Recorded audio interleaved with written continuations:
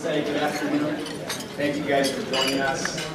This is clearly a very important, impactful seminar that is being put on an annual basis. And so I'm Jeremy West, as I mentioned. I'm the area manager for Chase Business Banking here in San Francisco. And I'm just thrilled to be around so many enthusiastic entrepreneurs. So you guys should actually give me a help.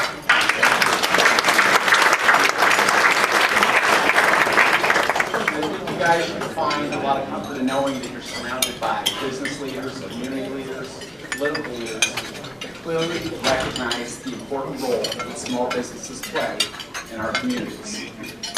Each and every day at Chase, we are helping families, we are helping small businesses lead toward economic growth. We're investing in the communities we serve, we're providing loans, and we're also offering additional resources.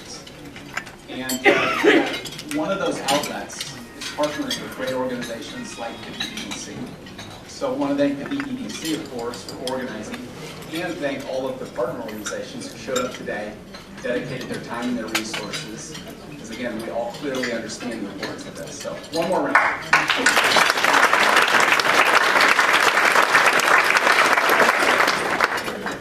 So for more than 10 years, we have worked with the BEDC as they help entrepreneurs reach their dreams. And the reason we do that is, I think we both agree that big businesses are important, but small businesses truly drive the U.S. economy. Small businesses represent over 95% of all the firms in the U.S. Wow, 95%. They employ over half of all of the private sector workers in the U.S., and they produce over half of the non-farm GDP. So it's just a gigantic area, and something we really need to support. So with that in mind, J.P. Morgan has substantially increased its efforts around this important sector. And I think one of the most evident ways we've done that is through our lending programs. No me. Last year, in 2010, we pledged to lend to small businesses $10 billion nationwide. That was a 40% increase over the previous year. We hit it, but we knew that we could do more. So this year, we set out an ambitious target of $12 billion. And I can tell you that scared me a little bit, because I've got to deliver. But in September of this year, we had already extended over $12.6 billion to over 300,000 small businesses across the U.S.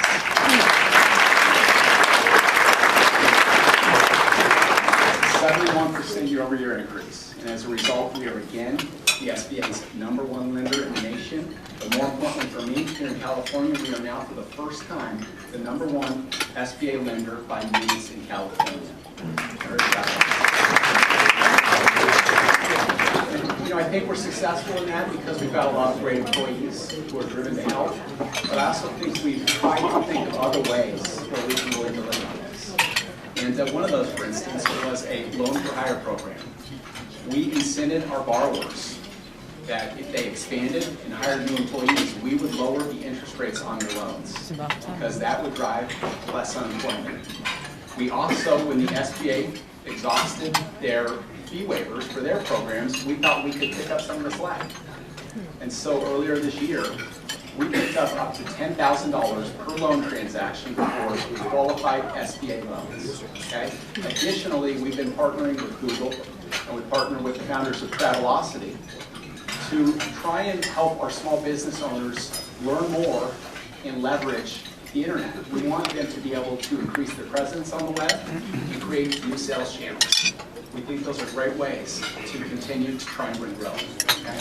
And very exciting right now, in the coming weeks, we're going to launch a new program where we're going to give cash back to borrowers who are ready to buy equipment and machinery.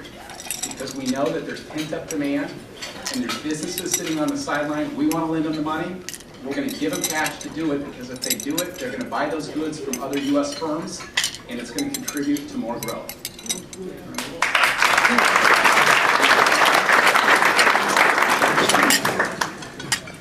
On the local level, we want you to know that we are committed to California. You know, we're a relatively new player here, because I think most of you guys I'm not talking about you. But since coming to the state in 2009, we have already been able to grow quite substantially. In that time period, we have added 150 banking center locations, so we now have over 900 branches statewide, 200 of which are in the Bay Area. We're not going to stop there. We're going to keep adding, we're going to keep growing. And when we do that, that means we are hiring local contractors, local architects, we're paying fees, we're paying taxes. Those things contribute. But in a way that it contributes even more significantly is on the hiring front. Every single time we invest, that means we have to get new employees. And since 2009, I think we've done a pretty good job there. We have hired 6,000 new employees statewide in a 2-year span. So when people are saying we're not hiring, we're hiring. It's 2,000 new jobs this year alone. And we need to do that because a lot of those new hires help the small business owners that are here. We want to make sure they have one-on-one relationships. We want to make sure that they really can go and have a consultative meeting with bankers who can assist them and help them grow. Because without that, there's no way we would have been able to deploy over $2 billion in small business lending in the state of California. Nationwide, 1 out of every $6 we deployed was here in California over that 2-year span. So we're trying to do some stuff. But more importantly than just hiring, more importantly than adding banking centers, more importantly than even lending, we know that we need to be good partners in the community and to the state. And to that end, I'm probably most proud about what we've done for some of the nonprofits around here. We have already given over $23 million to state nonprofits within the last 16 months. And $9 million of those dollars have gone to local nonprofits up here in Northern California. And those are the nonprofits that are making these type of events possible. That's the DEDC. That's Renaissance that you heard from this morning. That's Working Solutions. Because they really fit that little niche that the banks can't. They provide the technical assistance and the micro lending, which really starts the small business incubator. So we're going to stay committed to that, and we're darn proud about it.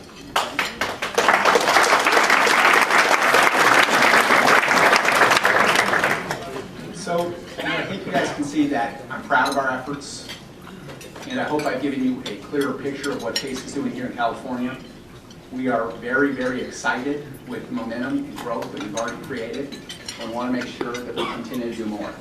So with that, we welcome your ideas, your suggestions, and look forward to an ongoing dialogue about how we can continue to bring sustainable growth to this economy, and most importantly, here to California. So thank you.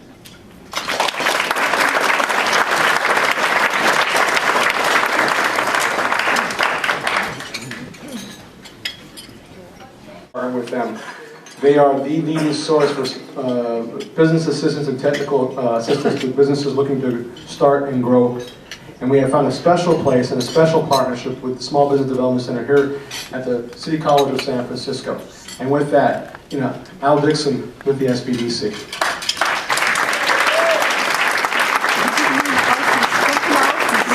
Thank you, Roberto.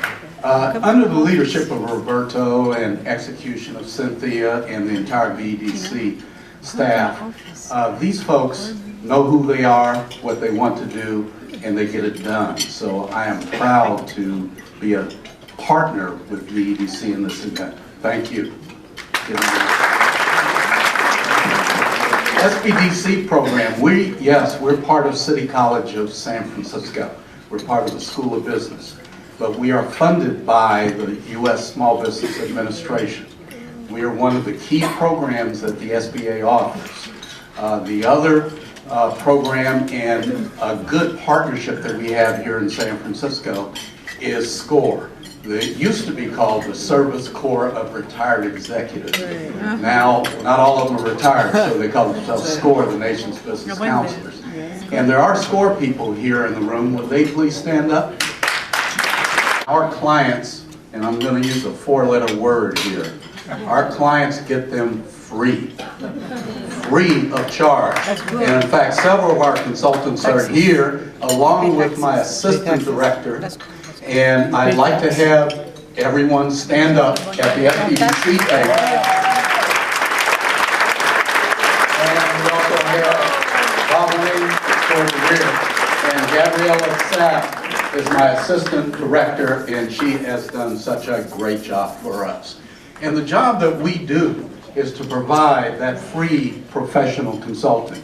We did that last year for 695 clients, free one-on-one counseling. 695 clients in 2010. And we are only one of 10 SBDCs in the NorCal network that stretches all the way from Santa Cruz up to the Oregon border, the western side of the state.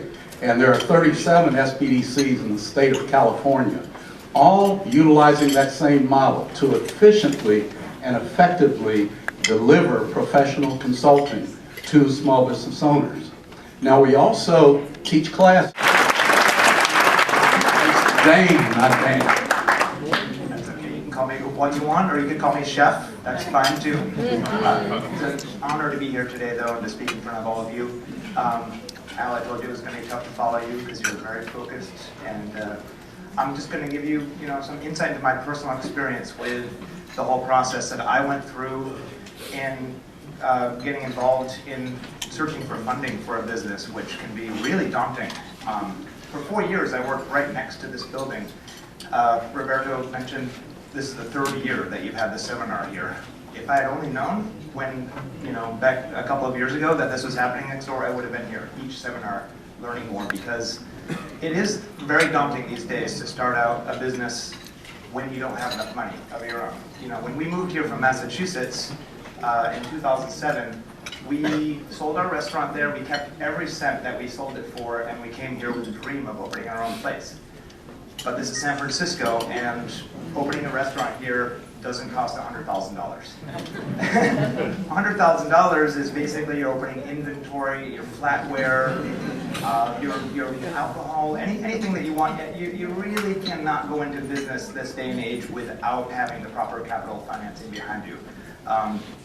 When you do start out a business, you need to be 100% optimistic that you're going to succeed. Not only do you need to do that to bring your own people together to operate a business, but you need to actually convince financial institutions that you know what you're doing. Even though I've been doing this since, as you said, since I was 7. I wasn't a chef at 7 years old, but I was involved in the restaurant business with my family at 7 years old. And it comes very naturally to me. But I would say, lending and maybe love are the two things that are really difficult to negotiate. Honestly, at least with financial lending, eventually there's some empirical evidence that you can go to and say, you really have to look at things after a while. And every now and again you get this, let's have a talk. Let's have the big talk. You need to do that with your financial situation as well, and it's really important that when you start out, you have all of your ducks in a row. You need to know not only this is what we want to do, this is what we're setting out to do, but this is how we're going to sustain. And the scariest thing is that once you get into the business and you realize that I need to grow my business more to make it more appealing somehow. And this is actually a situation that we've gotten into at Bottle Cap, because when we first opened the doors, we did it on a shoestring. The EDC, with the help of the SBDC, which were, honestly, you really have to be thankful for connections that you make in the business. I think it all started out actually with the broker from the restaurant. This restaurant had been closed for about 7 or 8 months. He said, I know this lawyer, I've worked with him before, you can contact him and he'll help to get the ball rolling, because it was in bankruptcy court. So it wasn't a situation that we could wait on and negotiate. It was, we need to know right now, are you interested? Are you going to find the backing? Do you have your business plan ready? I was chefing right next door at Sen's restaurant at the time. I had done it for 4 years, and I really felt like I needed to realize the dream that we came out here to achieve. And owning a restaurant back in the Berkshire Mountains was great, but we really wanted to be part of something a little larger. We love San Francisco. I've lived here since '91. All of my friends have moved out here from Boston and the area, and it just really felt like home here, even more so than when I moved back to that area. So it was really important that I was able to bring people. My best friend from childhood is our bar manager there. And it's great to be able to work with somebody that you trust, especially with the bar.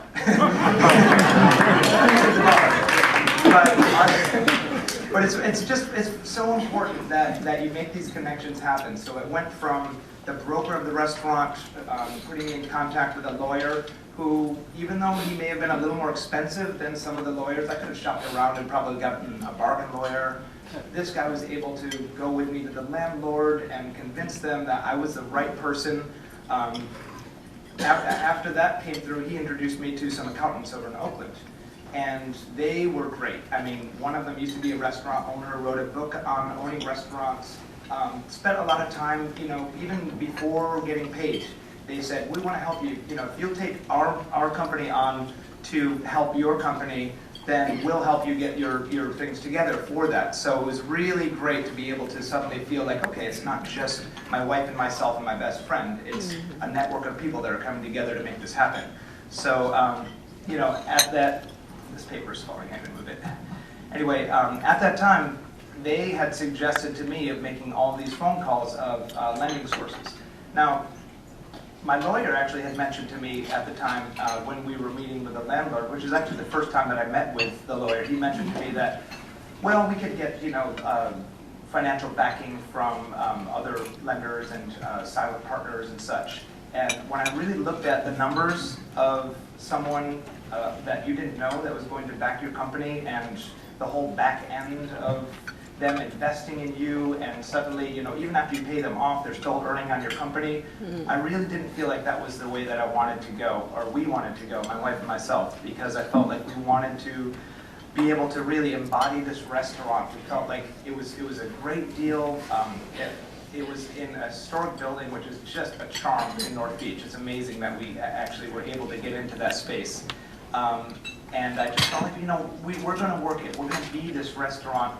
And I didn't want to have, 10, 15 people that I didn't know that were behind me. And so at that point, our accountants put us in touch with the SBDC.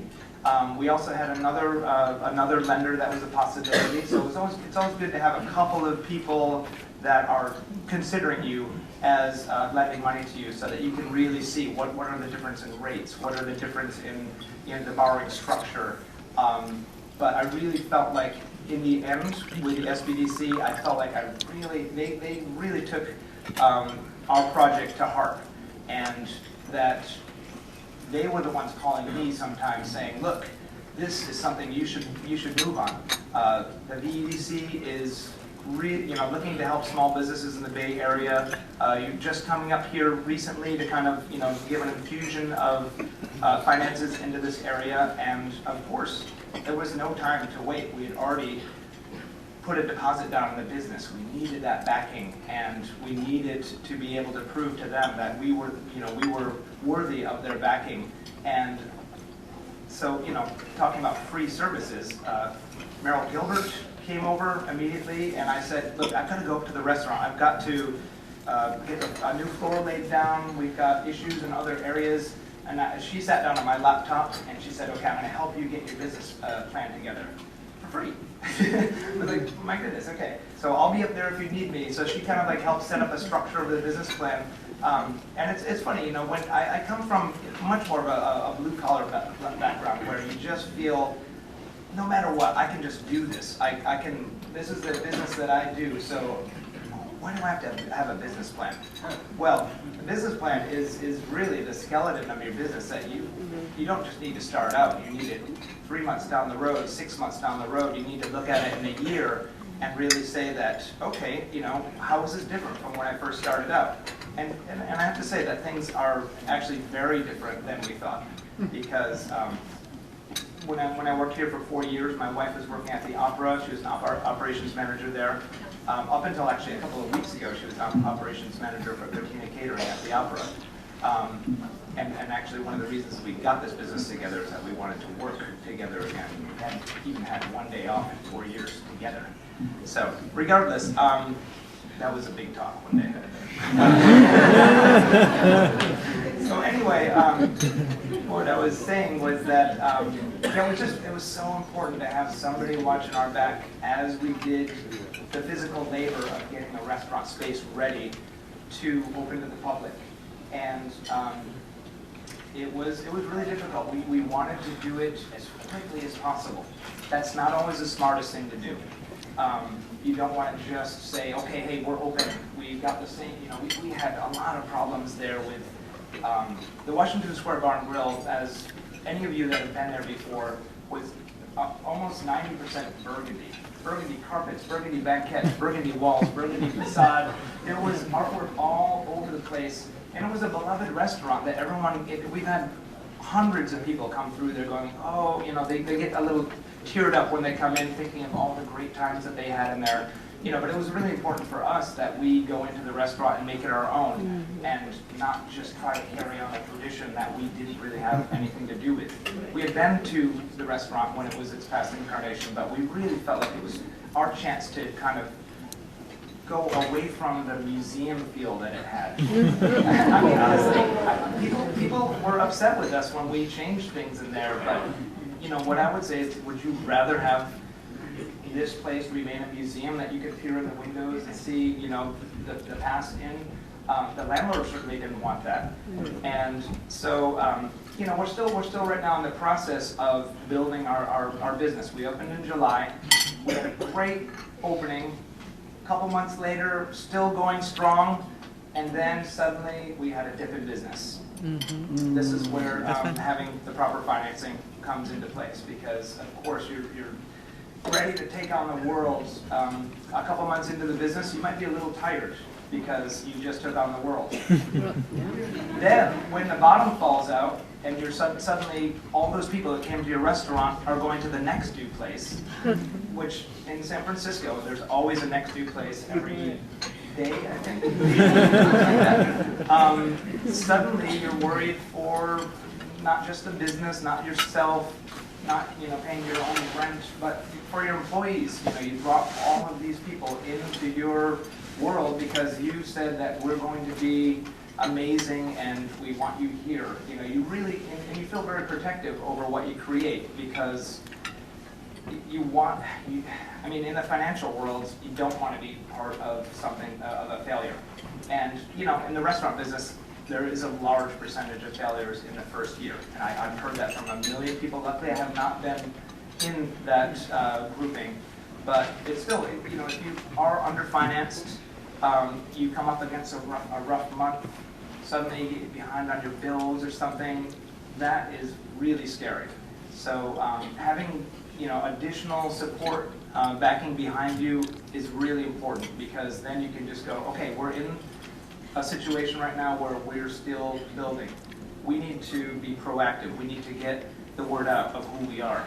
Not everyone knows who you are. You think that because you have so many people come through your doors, that word is just going to spread throughout the community. It does, but it's a large community here, and you need to keep on top of things. So, that was the first thing that we decided, was that, okay, instead of becoming really conservative and saying, okay, business is sloughed off a bit, so we're not going to have as much, I'm not going to buy as much produce or meat right now. We're gonna, if you start to shrink that way, then the public sees that you're starting to be conservative. Oh, it's 7 o'clock and you're out of sea bass. You have to be proactive anyway.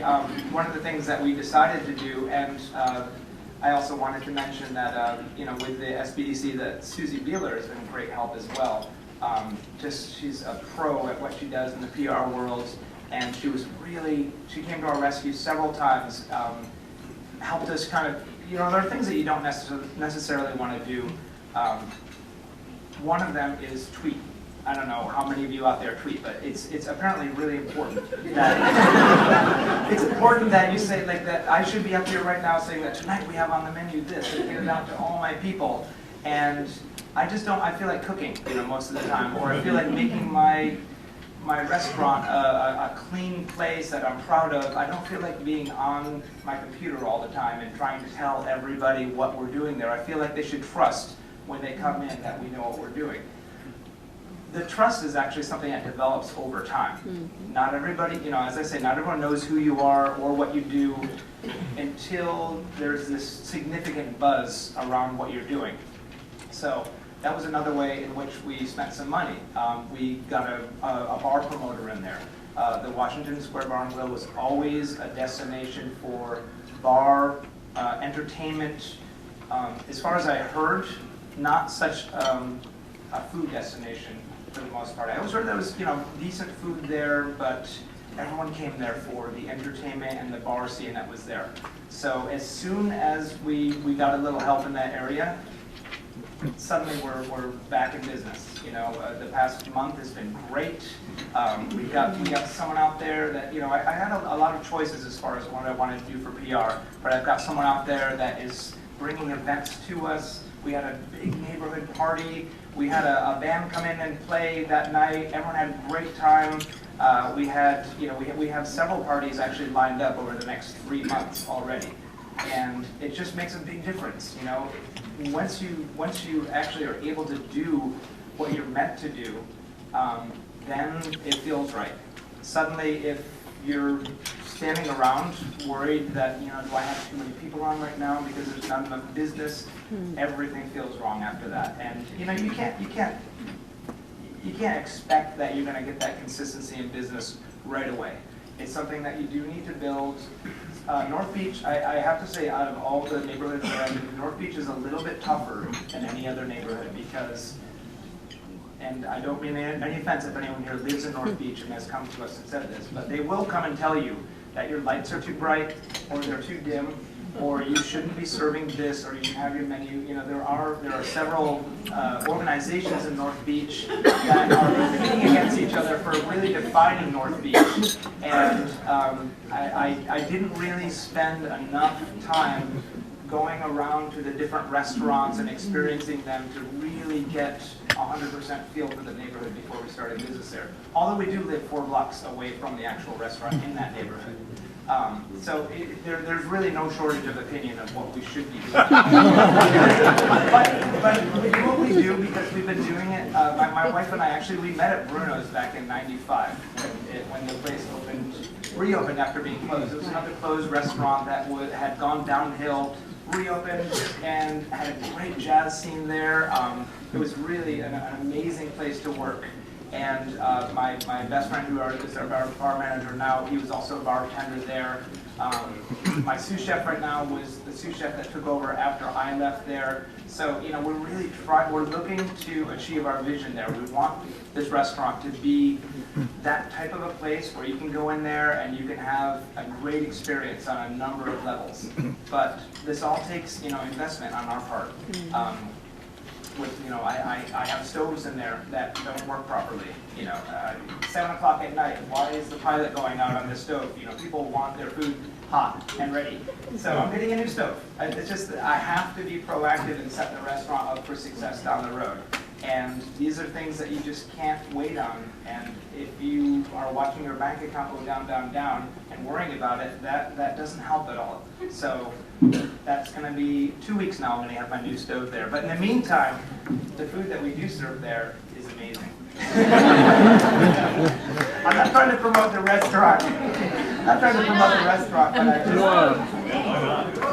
we are known as Bottle Cap Restaurant, and we're right on Washington Square Park over in North Beach. It's 1707 Powell Street, and right now we're serving a great brunch, in which I normally actually I set the whole brunch up today and left my sous chef in charge and kind of micromanaged him for a little while before I left. Until my wife said, "You better, get down to your bed." I said, "Okay, I really better go." But on that kind of Speaking of something, special today we have, I think I had mentioned this to you before, we have the delicious lamb shank. Yes, it's and just so everyone knows, and this is something that I've had to fight over the past 4 years, is that as the economy tends to shake everything up, I have friends that are jewelers that suddenly business just dried up for them. Nobody's buying jewelry, nobody's buying art, nobody's buying this.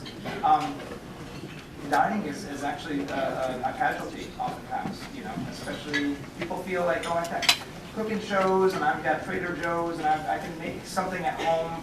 It is difficult for restaurants, especially fine dining restaurants, to really survive in this market right now, which is one of the reasons that we wanted to create a casual atmosphere restaurant. I mean, so the thing that I've been fighting is I need to have really high quality ingredients because, and I've been asked by people before, well, why don't we lower the prices on the menu so that more people will come?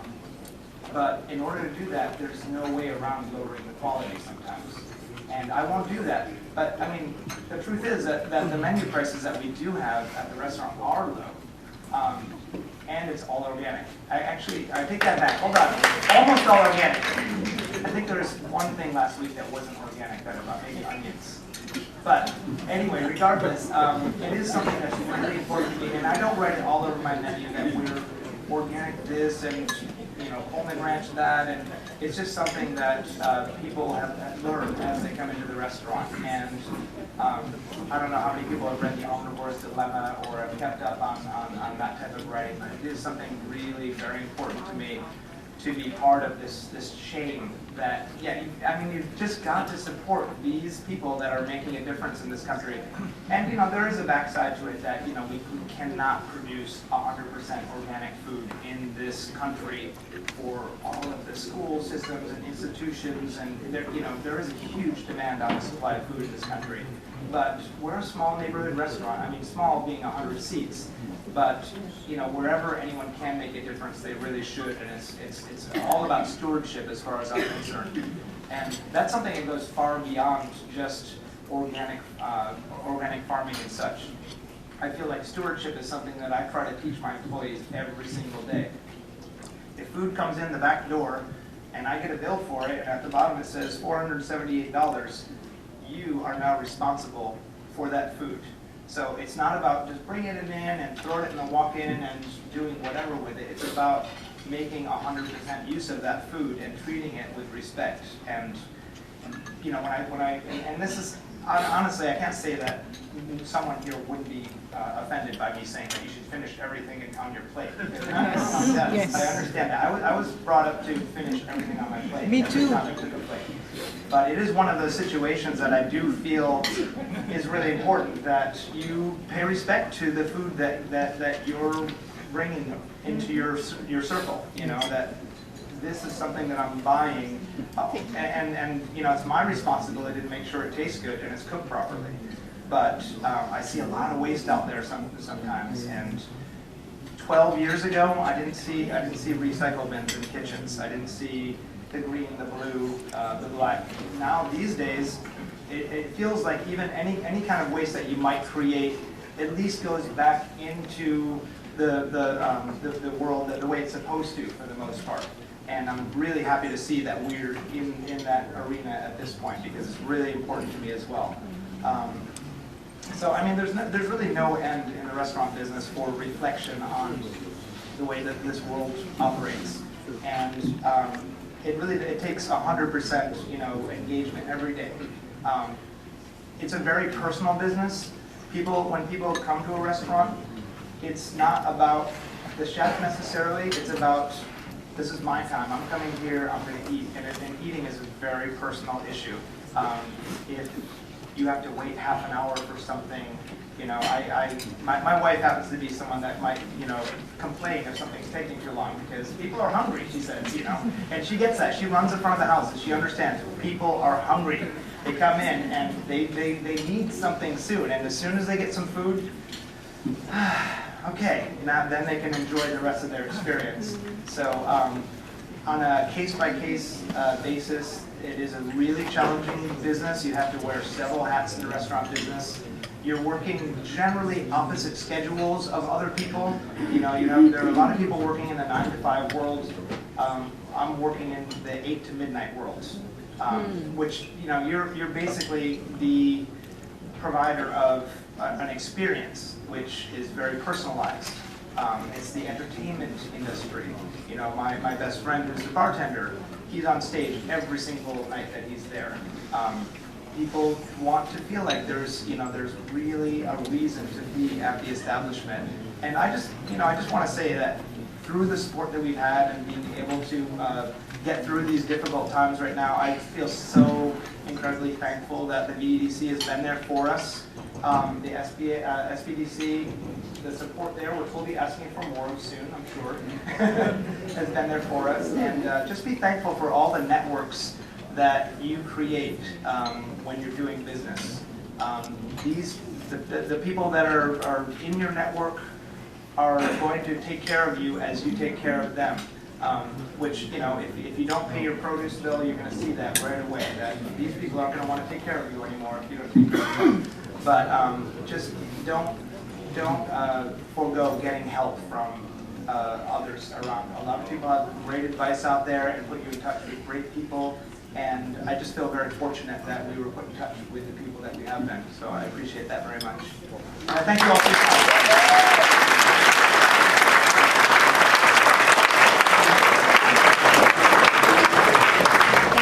Midnight. This is America. Dane, thank you very much. And as a fan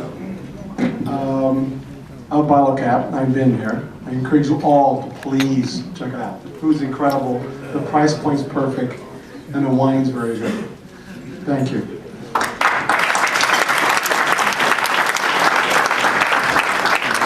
I want to acknowledge everyone who's made today possible. Of course, I want to acknowledge Wells Fargo Bank, the sponsors for Where's the Money? Excellent Capital Expo.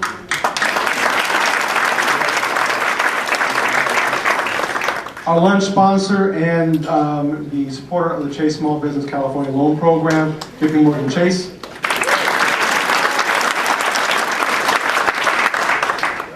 I also want to acknowledge Bank of America, Bank of the West, Citibank, Union Bank, Torrey Pines Bank, City National Bank, Riviera Finance, Cooperative Center, Federal Credit Union, Northern Community Federal Credit Union, Co-America, Cathay Bank. Thank you very much for being here today.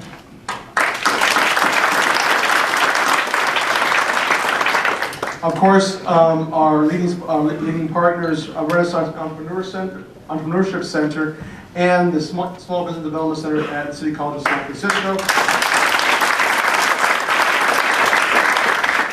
And all the organizations that made today possible, including Agent Inc., the LGBT Community Center, META, the Small Business Commission, California State Board of Equalization, the Working Solutions TMC Development, SCORE, our big partner, U.S. Small Business Administration, CARET, CPA Moms and Capital Partners, Pacific Community Ventures.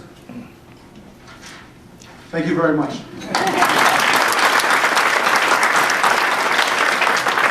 Again, please, also, I want to acknowledge Cynthia and Celine and Sandra and the staff at VDC who made this possible.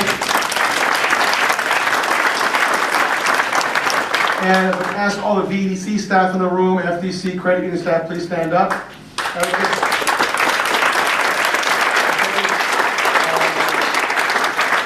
These folks here basically, they take it very seriously. They flew up here. They had to stay overnight here in San Francisco. Real tough job. Okay, real tough job. But also to acknowledge and point out a special person. Don't mob them now, but the person that we have who represents VDC permanently here in the Bay Area with offices in Oakland, Michelle Atolia. If you haven't gotten his business card before, go get it. Okay, he is the one that I expect to have seen all of you, met all of you, and package all of your loans. So, with that, let me bring Cynthia back to the podium to give you some prizes.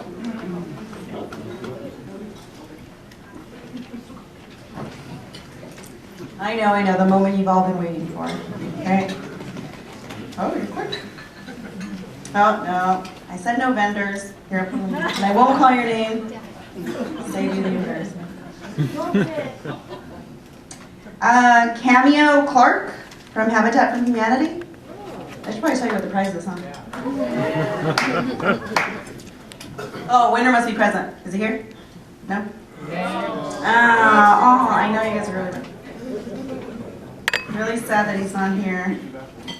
Scott, and I'm going to butcher your last name, so the company name is iCoffeeImports.com. And you get a wireless keyboard for the business owner on the go.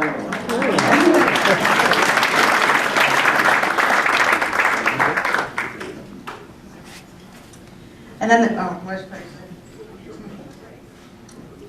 The next prize, I know in some of the workshops, it was stressed a lot to keep yourself organized, making sure you're keeping your financials in order, that it's not in a shoebox. Did you hear that? Not in a shoebox.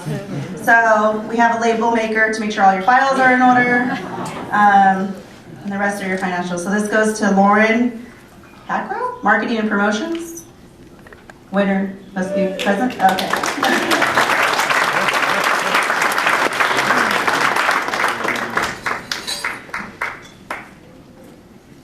And the last. Make it up good.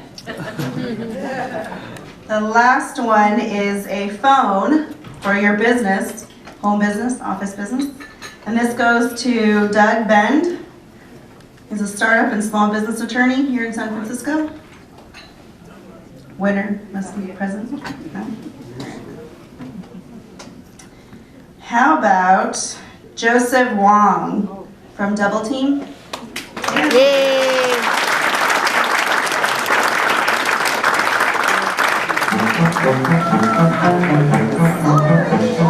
Job. Sorry. Thank you. Congratulations. So, round of applause to all our winners. I just want to mention a couple things. The expo area is still open after lunch, as well as the loan pavilion. So if you haven't had a chance to sit down with the loan officer to go over what you need to do next for your business and either preparing or getting to that final step and getting the financing that you need, please see the loan pavilion in C Clip A, which was the last room on the workshop side. And then also there's a pink form on your chairs or on your tables. Please fill these out before you leave. It's an eval form. We always like to see how we did and how we could improve future expos. And I think that was it. Enjoy your day. Thank you so much for coming. You can enjoy the rest of your weekend.